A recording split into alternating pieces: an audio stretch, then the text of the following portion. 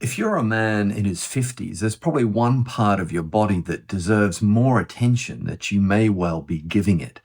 That's your prostate. Ignoring it, well, in essence, it's a little bit like ignoring a car as it gets older and not giving it regular checkups or oil changes. Today, I want to walk you through a simple, practical prostate health checklist so that you know exactly what to look out for as you progress through life that could be a heralding sign that you have a prostate problem. Hi, my name is Dr. Charles Chabert. I'm a urologist and the director of the prostate clinic located on the Gold Coast here in Australia. As always, if you get benefit from the video, please subscribe, give it a thumbs up, hit your notification button so that you don't miss our regular videos that come out twice a week talking about all things related to your prostate. If you do have comments or questions, please leave them in the comments section down below. Let's get into it. Okay, to start with, know the symptoms that you shouldn't ignore. So as we progress through life, the prostate grows. The prostate, as you may be aware, is a small gland. It sits underneath the bladder. It's shaped like a donut, and we pee through a tube that passes through the middle of the prostate. As the prostate grows, it causes compression of the outlet pipe, which is called the urethra, and this causes progressive urinary symptoms such as a slow flow, a hesitant flow, a flow that can be intermittent.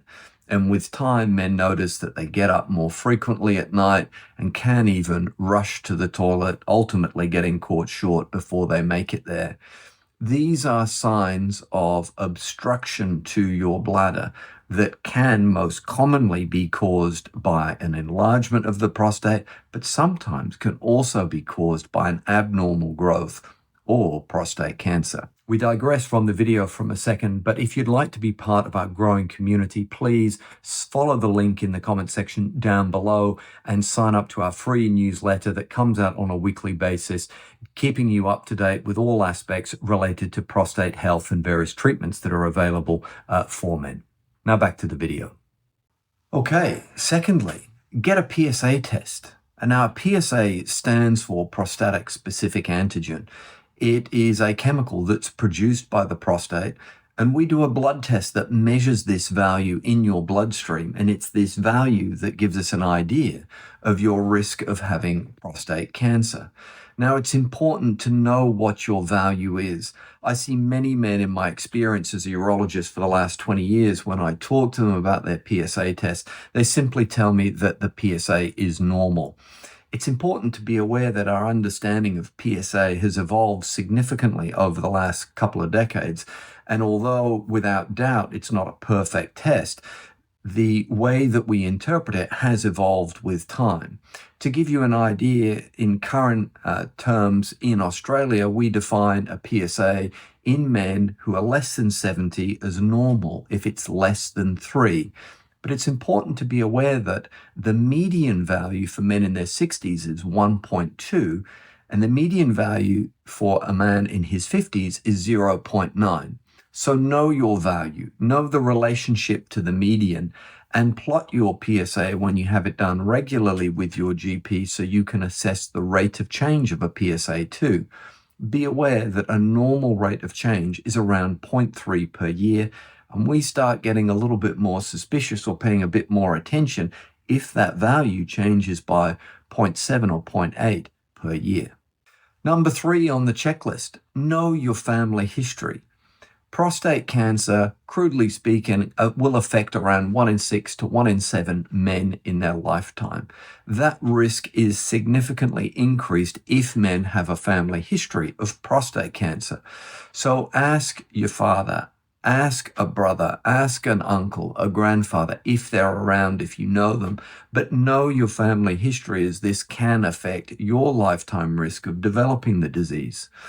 The other thing to be aware of is that there are genetic predispositions such as BRCA1 and BRCA2 genes, which are inherited and can also increase your risk of developing prostate cancer. So find out if there is a history of breast cancer in your family as well. It's important to be aware of these factors as it does influence your lifetime risk. Number 4, watch your lifestyle. Everything that we do in life has a cumulative effect on the risk that we develop certain conditions as we progress through life. Eat healthy food. And really the cornerstone of this is eat whole foods. If it comes out of a packet, it's not going to be great for us. If it's more traditional and food is made with whole ingredients, it's going to be far better for us than something that comes from a packet. We should exercise more days than we don't. And I try and emphasize to men in my clinical practice, really, we should all be performing resistive exercises, i.e. lifting weights as we progress through life. It's really common for men and women to lose muscle mass as they get older, and that does carry with it an increased risk of a variety of conditions, from falling over to breaking bones.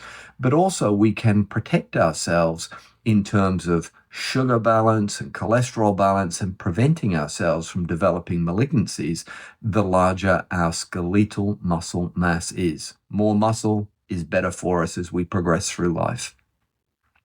Have a look at your alcohol and your smoking habits. The data on smoking has been out there for a long period of time, and there is zero benefit to it. And if you are a smoker, please have a think about stopping that habit. In terms of alcohol consumption, look, most of us enjoy a glass of wine from time to time. The challenge that we have is that the newer data really doesn't demonstrate that it's good for us in any way beyond potentially some social lubrication and a few laughs with a mate. So have a look at that and how it plays into your life, and to see if you can regulate that. The other thing not to be overlooked is sleep and stress. I see a lot of guys, certainly in their 50s, that carry a lot of stress. They may not be exercising as much as they should be doing, and as a result, their sleep really suffers. Again, the contemporary data with regards to sleep is that it is critical for our overall well-being, and having regular deep sleep really can be beneficial for our longevity.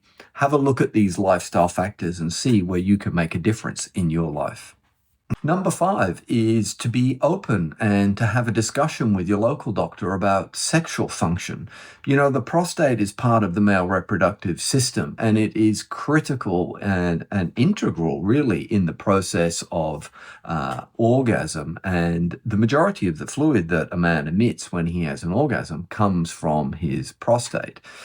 The other thing to be aware of is that erectile function can change as we progress through life, and many men put it down to simple aging process.